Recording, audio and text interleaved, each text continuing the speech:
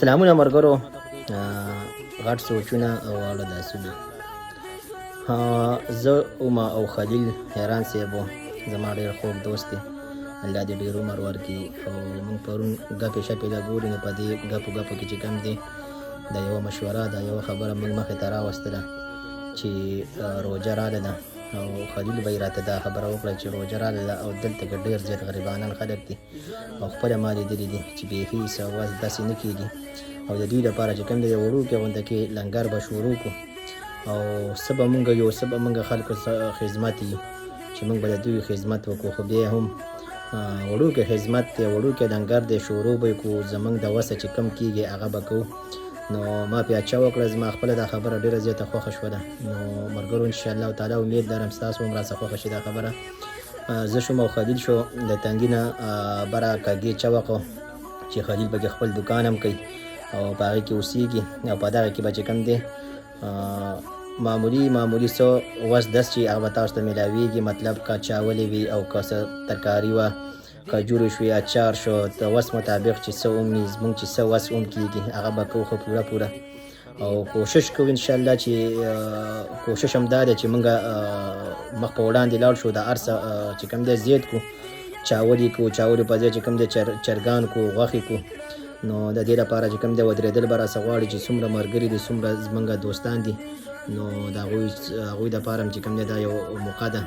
ځان دپاره. خو چې کوم دی موږ ډېر څه کوو او ډېر څه هم کړه ده. یقینا چې سهار وختي راپاسو په سعودي عرب کې دا زندګي کوو او بیا چې کوم دی په تیاره کې سمولو او ځان دپاره لګېږو. نو دا یوه میاشت ده، دا هم چې کوم دی دا هم زموږ د ګټې ده او دا ګټه ده چې د آخرت ګټه هم ده. نو پکار ده چې موږ د آخرت دپاره هم سوچ وکړو، آخرت ګټه هم وکړو او موږ خو دا وړوکې غونډه کې کوشش وو دا هم روان کړو. بقایا ستاسو د سپورټ ضرورت دی، ستاسو د دواګانو ضرورت دی، دواګانې راته کوئ انشاءالله تعالی. کوشش کوو چې هره روژه کې موږ همدغسې خدمت وکړو او دا هم پیله چانس دی، پیله شروعات دی. نو چې څومره غریبانان او مسکینان مطلب څه وسې نه کېږي، نو د کږې چه وخته یې راځي د خلیل حیران صاحب دوکان ته دې راځي او د هغه ځای نه چې کوم دی چې څه تیاري هغه به اخلي، که مطلب روژه مات یې دلته یې کوي روژه مات هم دی کوي، او که نه مطلب کور ته ځي نو کور ته یې خپل حصه اخلي او وړي دي د الله د رضا دپاره، د الله دپاره موږ دا خدمت روان کړو، دغه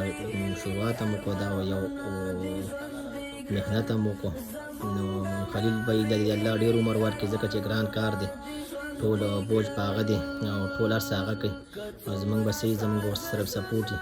او ورسره به ولاړو او چې سم د وس هغه به ورسره کوو ښه پوره انشاءالله تعالی. نو الله دې نور هم ترقي ورکړي خلیل بھائی ده او الله دې زموږ هم چې کوم دی مددګار شي. بس تاسو دواګانې کوئ او زموږ دغه وړوکې غونډې کې کوشش وو دغه هم روان کړو او بقایا چې کوم دی روژه شروع شي انشاءالله ورځ 2-3 ورته پاتې دي. نو بس تاسو ته به ستاسو د وړاندې وي او تاسو به موږ شیر کوو.